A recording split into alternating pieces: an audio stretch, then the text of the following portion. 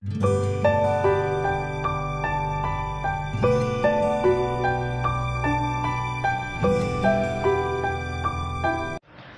children, good morning.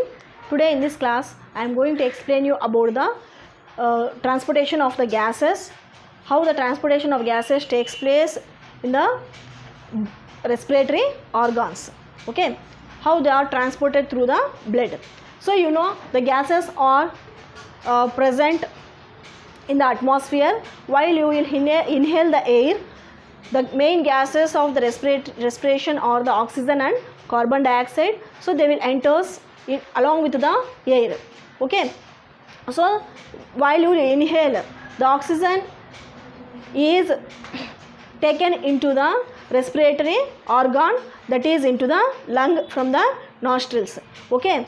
So in the lungs the alveoli are present, so there the exchange of the gases takes place, okay. There the exchange of the gases will takes place, and from the alveoli the pure blood, that is oxygenated blood, is supplied to the tissues, okay. So that is the main steps that I have explained you in my previous videos, okay. That is the exchange of the respiratory gases or the exchange of the oxygen at the alveolar level, that you watch my previous video, you can understand, okay. Now just briefly I will explain you that how the gases are transported. Just now I told you that, so from the nostrils the air will enters into the nostrils, so from the nostrils it will enters into the lungs, okay. The lungs consists of the alveoli, right. So at the alveoli the exchange of the gases will takes place, and the pure oxygenated, that is oxygenated blood, is supplied to the body parts, that is body tissues, okay. So like this the exchange of the gases will takes place. So mainly blood will transport two types of gases, that is respiratory gases, oxygen and carbon dioxide. In this class we will come to know about the how the transportation of the oxygen takes place through the blood, okay. So the oxygen is transported from the lungs to the tissues, okay, from the lungs, that is from the alveoli to the body tissues through the blood. So you know blood mainly consists of 90% of plasma and 10% of the cells, right. 90% of the plasma and 10% of the blood cells, okay, 10% of blood cells. So in that mainly the oxygen is transported through the RBCs, that is through the red blood cells, because these red blood cells consist of the hemoglobin pigment, okay. The red blood cell consists of the hemoglobin pigment, which is red in color, which is having affinity to attract the oxygen, okay. So now we will discuss about the structure of the hemoglobin, okay. You know chlorophyll is one of the pigment which is present in the plants, right. The chlorophyll consists of middle as a like this, chlorophyll consists of magnesium, and it is surrounded by the 4 oxygen atoms. That is the structure of the chlorophyll, okay. Now what is the structure of the hemoglobin? In the same way hemoglobin is also consists of the iron in the middle and 4 oxygen atoms, okay. It consists of iron in the middle and 4 oxygen atoms. So this is the structure of the hemoglobin, which consists of central iron and consists of 4 oxygen molecules. So like that the oxygen will come and bind the central atom, that is the iron, okay. So this is the structure of the hemoglobin.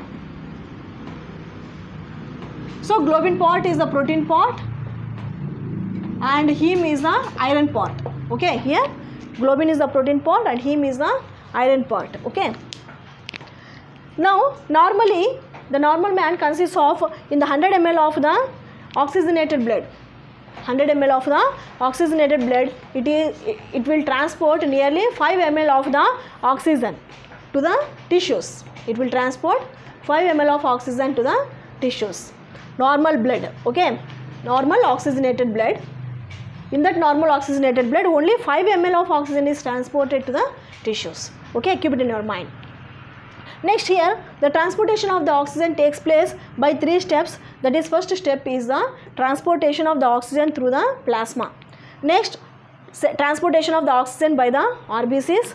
Third step is oxygen hemoglobin dissociation curve. It is also called as oxyhemoglobin dissociation curve.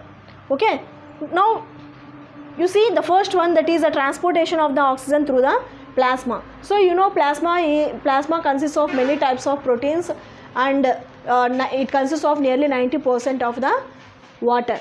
Okay, so through this only 3% of oxygen is transported. Okay, the next one is the transportation of the oxygen by the RBCs, that is red blood cells or erythrocytic cells. So by these cells 97% of oxygen is transported. Why? Because these RBCs, that is red blood cells, are red in color because of the presence of this hemoglobin pigment. So this hemoglobin pigment consists of heme part, that is iron part, and globin, that is the protein part. So this is the structure of the, just now I explained you, this is the structure of the hemoglobin. So it is having more affinity towards the oxygen. Okay. Next one is oxygen hemoglobin dissociation curve, which is a S-shaped curve. Okay.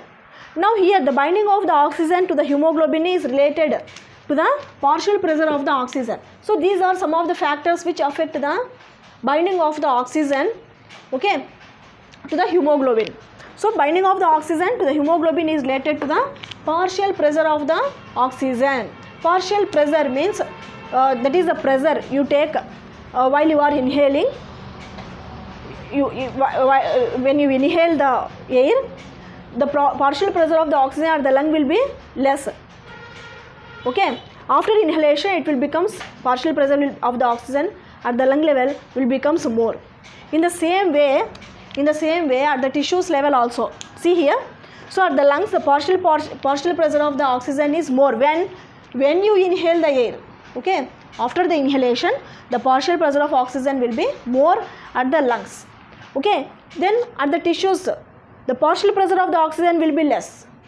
Okay, the partial pressure of oxygen will be less.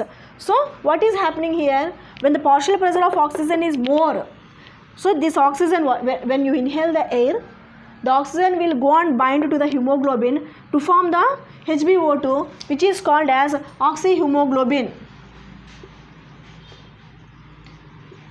So this HbO2 is called as oxyhemoglobin. That is when partial pressure of oxygen is more. When the partial pressure of oxygen is less at the tissues, what will happen? This oxyhemoglobin will get dissociate and to releases hemoglobin and oxygen separately. Okay. So it is explained by oxygen hemoglobin dissociation curve. Okay. Next, what are the other factors which affect the binding of the oxygen? Are not only the partial pressure,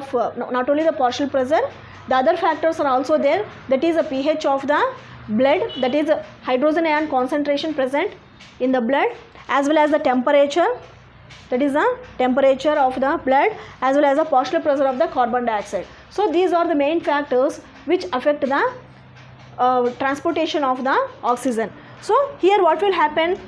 Here Hb, you see, this is a reversible process. Hb plus O2 gives rise to HbO2 when the partial pressure of oxygen is high. When the partial pressure at the oxygen is low, that is partial pressure of oxygen is low, what will happen? It will get dissociate. The HbO2 oxyhemoglobin will get dissociate to form the again hemoglobin and oxygen. Okay, this